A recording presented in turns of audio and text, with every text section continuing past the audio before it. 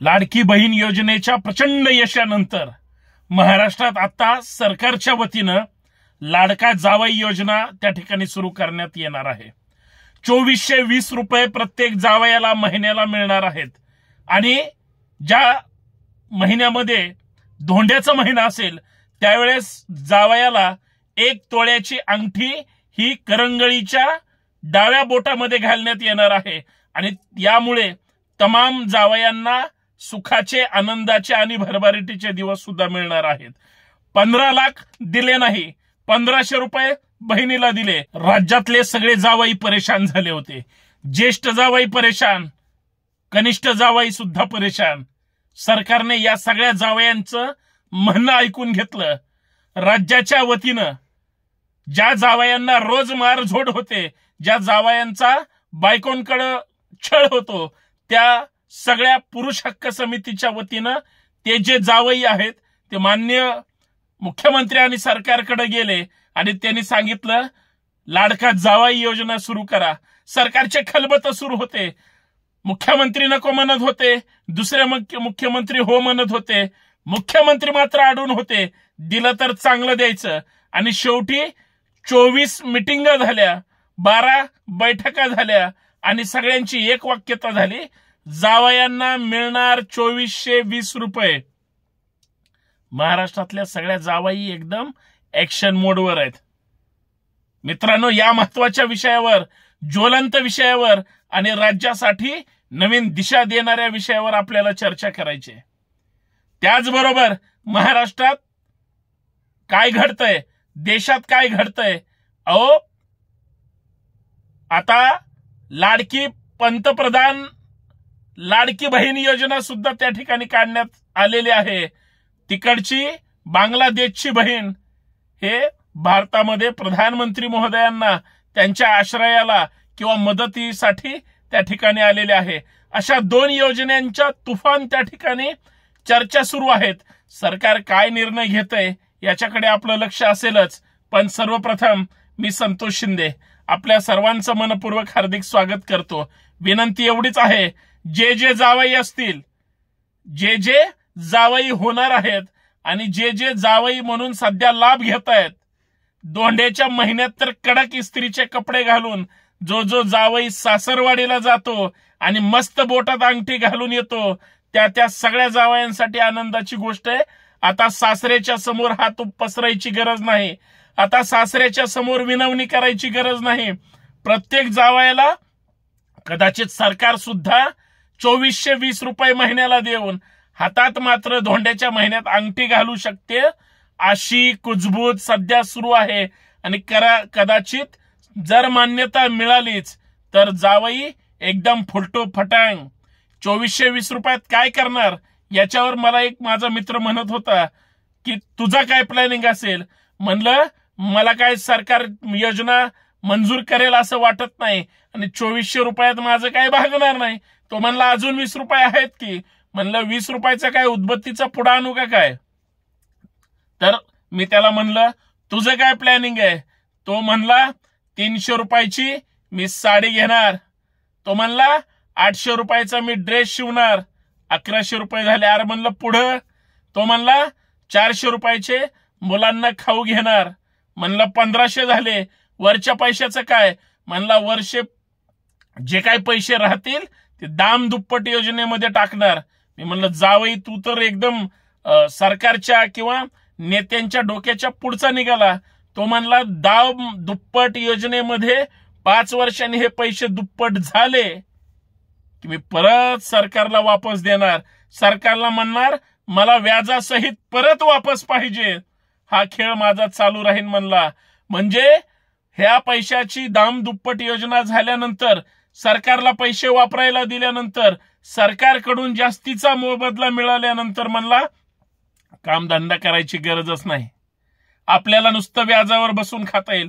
म्हणला हा काय नवीन फॉर्म्युला आहे? म्हणला हा फॉर्म्युला नाही, सध्या आळशी बनवण्याचा सुद्धा कार्यक्रम आहे।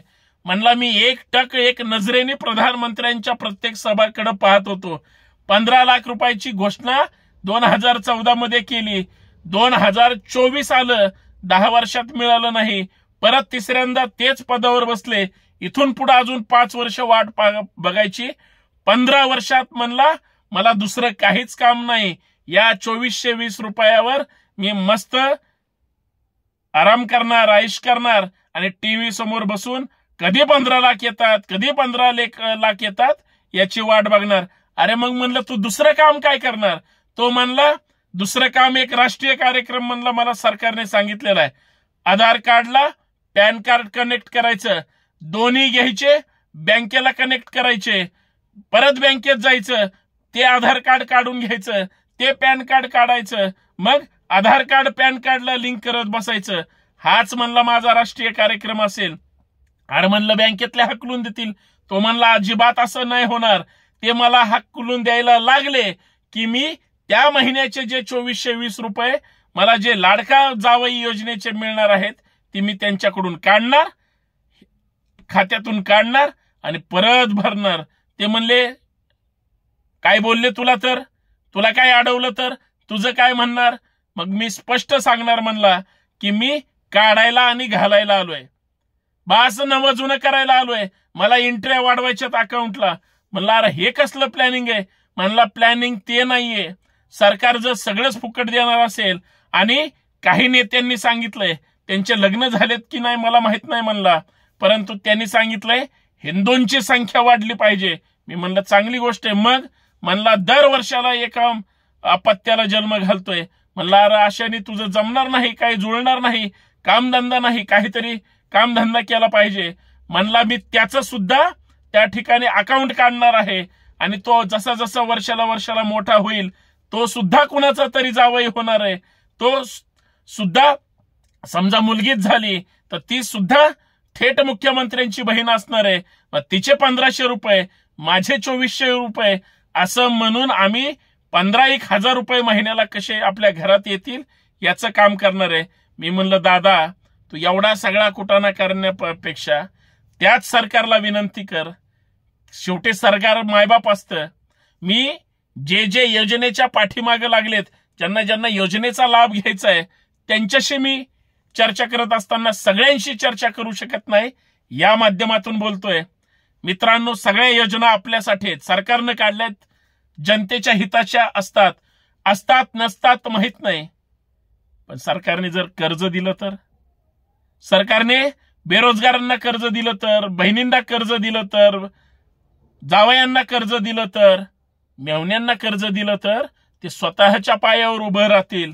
सरकारला माझी एवढीच विनंती आहे की मतांचं राजकारण करण्यासाठी 1500 रुपयात जावई, भाऊ, बहीण यांना विकत घेण्यापेक्षा तेच बहीण, तीच जावई किंवा तोच बेरोजगार भाऊ हा लाडका करून बेरोजगार ठेवण्यापेक्षा त्याला सक्षम पायावर उभं करण्यासाठी जर सरकारने काही योजना काढली तर त्याच्या आयुष्याचं कल्याण होईल, त्याच्या पुढच्या पिढीचं कल्याण होईल, महाराष्ट्राचं कल्याण होईल, तुमचं कल्याण होईल आणि 100 वर्ष तुम्ही सत्तेत राहाल.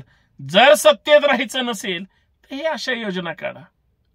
सरकारच्या तिजोरीमध्ये तेवढा खडखडाट का करून ठेवायचा?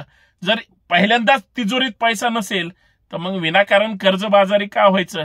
त्यापेक्षा कर्ज द्या, पोरांना पुरींना कर्जबाजारी होऊ द्या, त्यांना स्वतःच्या पायावर उभं करा, त्यांना कर्ज द्या आणि त्यांच्या आईवडिलांच्या चेहऱ्यावरची स्वप्न, स्मित हास्य, जर पोरग व्यावसायिक झालं, उद्योगपती झालं किंवा काही स्वतःच्या पायावर उभं राहून करायला लागलं तर ते सरकारचे धन्यवाद मानेल. पूर्वी गाडीच्या पाठीमागं असायचं महाराष्ट्र सरकार यांच्या सौजन्याने, उदाहरण सांगतोय, किंवा या बँकेच्या सौजन्याने, आईवडिलांच्या सौजन्याने किंवा आशीर्वादाने परत एकदा त्या पाट्या दिसू द्या. कारण तुम्ही केलेला कर्ज पुरवठा एखाद्याचं भविष्य त्या ठिकाणी बदलून टाकत असेल, उज्ज्वल करत असेल किंवा बेरोजगारांना रोजगार देणार होत असेल तर तशा योजना अपेक्षित आहेत. एवढीच माफक अपेक्षा आहे. जर सुरुवातीच्या 2420 योजनेसाठी जर तुम्हाला थोडं विनोदाने सांगितलं असेल, पायावर उभं राहण्यासाठी काहीतरी मिळालं पाहिजे, एवढीच माफक अपेक्षा आहे. उद्या जर निवडणुका झाल्या आणि ही योजना बंद झाल्या तर काय? त्यापेक्षा स्वतःच्या पायावर उभं राहिलं तर काय करू शकाल. धन्यवाद. पटतंय ना? पटलंच पाहिजे साहेब.